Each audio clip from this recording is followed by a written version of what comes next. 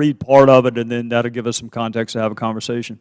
Unfortunately, we have seen some in Congress act as if they were part of the media. I want to just stop right there and say of all the criticisms that members of Congress have gotten in the 6 years I've been here, that one hurts the most. Instead of introducing bills that could help our agency, they'd rather go for the 30-second soundbite that tarnishes the reputation of the agency and work ethic of its personnel.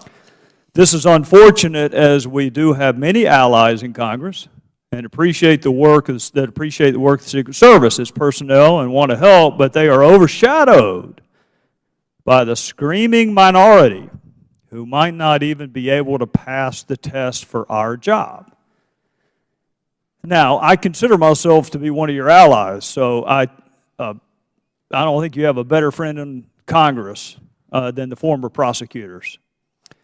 But I am wondering what members of Congress you were referring to that would rather pursue a 30-second soundbite than help the agency.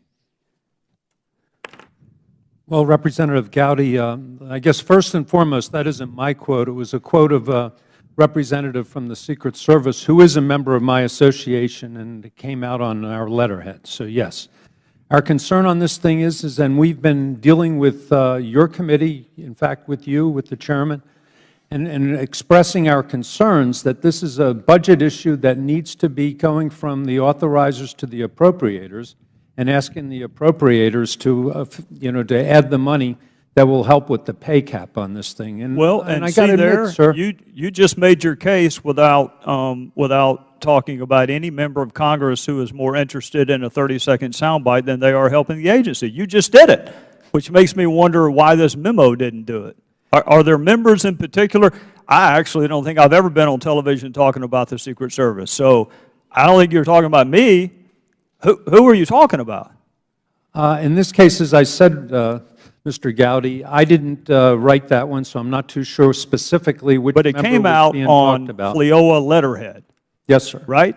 Yep. And I'm assuming you don't let people send things out on your letterhead that don't at least have some imprimatur of your support. Well, Mr. Gowdy, what I can do on that one is I can go back to the author of it and find out which member he was speaking about specifically. But I got to tell you, this is a can that's been kicked down the road for years and years in terms of this overtime issue. Right, I get that. There's a lot to blame.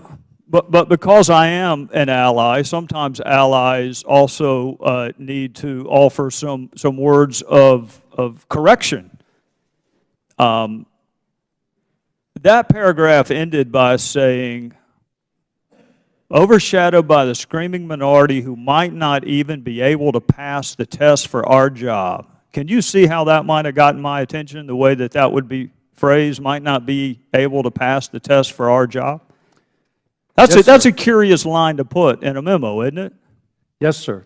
Except it's not curious. You and I know exactly what that author was talking about, don't we? I could guess at it, yes. Guess. It'd be some members of this committee. Such as whom? I have no idea. How about the one whose personnel file was accessed? Could it be that one? I would say that there hasn't been very good treatment of that application over the years, which is one of the reasons why we're here. And maybe that was a subliminal reference to it. I don't know. Well, it's actually not subliminal. It could not be more clear. There's nothing subliminal about it. It just flat out says who could not pass our test for our job. And it was a general statement on it, not specific, sir. Well, Mr. O'Carroll, you can't run a license tag because you happen to think the driver is cute. You can't run an NCIC background check because your kids might be hanging out with some bad characters. And you can't access the personnel files of members of Congress that you happen to not like at that particular point. You would agree with me there, wouldn't you? Reprehensible, and I agree with you. All right, well, it's reprehensible. Mr. Inspector General, what happened to him?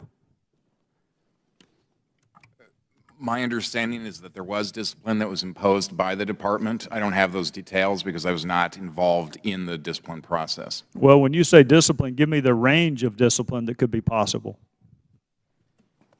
Well, I think the range of discipline could be anywhere from termination. Was anybody terminated?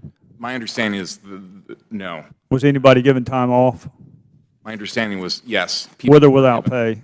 Given time off without pay that was not suspended. There was a number of individuals who were received time off, and that was suspended, but there were others who actually did get time off. How pervasive was the breach?